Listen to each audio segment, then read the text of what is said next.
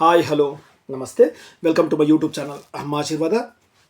ఈరోజు మనం మాట్లాడుకోబోయే టాపిక్ పవన్ కళ్యాణ్ గారి ప్రెస్టీజియస్ మూవీ హరిహర వీరమల్లు. ఎంతకాలంగానో ప్రేక్షకులందరూ ప్లస్ అభిమానులందరూ వేచి చూస్తున్న హరిహర వీరమల్లులోని సాంగ్ రిలీజ్ అయిందండి. దాని గురించి కాసేపు మీతో మాట్లాడుకుందామని చెప్పేసి నేను ఇప్పుడు వీడియో చేస్తున్నాను. పవన్ కళ్యాణ్ గారు ఇంతకుముందు ఎన్నో సాంగ్స్ అయితే కొన్ని ఫిల్మ్స్లో పాడడం అయితే జరిగిందండి.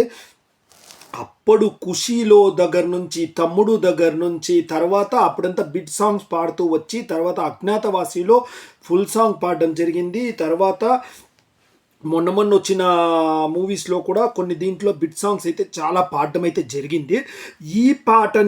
ఇప్పుడు పాడిన ఈ పాటని హరిహర వీరమల్లులోని పాడిన పాటని పవన్ కళ్యాణ్ గారి చేతే పాడబీయడానికి గల కారణం ఏంటి అనేది మీకు ఇప్పుడు నేను చెప్తాను.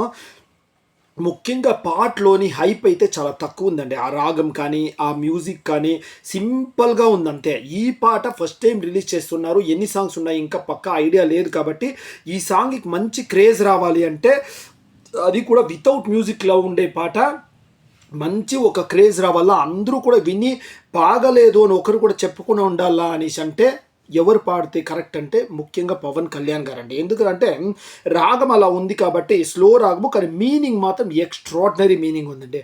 ఇప్పట్లో మీనింగ్ కంటే ట్యూన్కే ఎక్కువ ఇంపార్టెన్స్ ఇస్తారు అందరూ, ఆడియన్స్, మ్యూజిక్ లవర్స్ అందరూ అనేది అందరికీ తెలిసిన విషయమే.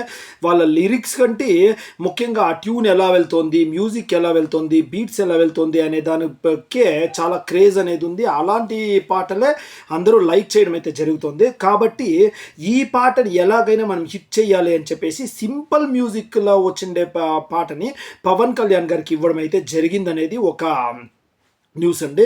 రెండో న్యూస్ ఏంటంటే పవన్ కళ్యాణ్ ఇది కొంచెము అందరూ అర్థం చేసుకోవాలి అన్న ఒక మాట వినాలి అనేసి అన్ని దీంతో వచ్చే విధంగా, అంత మీనింగ్లా వచ్చేది విధంగా అందరూ కూడా అర్థం చేసుకోవాలా అని చెప్పేసి పవన్ కళ్యాణ్ గారు చెప్తే కరెక్ట్గా ఉంటుంది, పవన్ కళ్యాణ్ గారు వాయిస్తో చెప్తే కరెక్ట్గా ఉంటుంది అనేది రెండో విషయము. మూడో విషయం ఏంటంటే ఫస్ట్లో అంతా మాటలు వచ్చేసి తరువాత సాంగ్ కంటిన్యూ అవుతుంది. కాబట్టి పవన్ కళ్యాణ్ గారే చెప్తేనే బాగుంటుంది. ఆ మాటలు వచ్చేసి తర్వాత ఆ మాటల నుంచి పవన్ కళ్యాణ్ గారే ఇదంతా కూడా కంటిన్యూ చేస్తే బాగుంటుంది అనేది అయితే మూడో విషయము. ఈ మూడు రీజన్ల వల్లనే పవన్ కళ్యాణ్ గారిని వాళ్ళు పాడబీయడం అయితే జరిగింది. పవన్ కళ్యాణ్ గారికి ఉన్న బిజీలో, ఇంత బిజీ షెడ్యూల్లో కూడా ఆయన వాళ్ళు అడిగిన తక్షణమే సరే ఓకే అని చెప్పేసి అర్ధరాత్రి 10:30 పైన ఆయన పాడడం అయితే జరిగిందంట.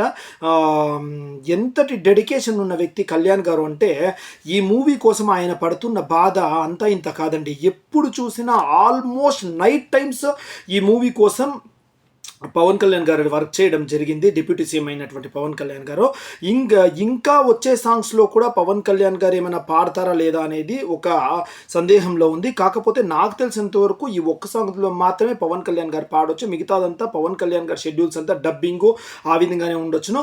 ఈ Harihara Veeramallu movie grand success అవ్వాలి, అందరూ ఆశించిన విధంగా పెద్ద హిట్ కొట్టి పవన్ కళ్యాణ్ గారి చరిష్మా ఇంకా పెంచాలి సినీ ఇండస్ట్రీలో అని చెప్పేసి మనస్ఫూర్తిగా కోరుకుంటూ జై హింద్, జై జనసేన.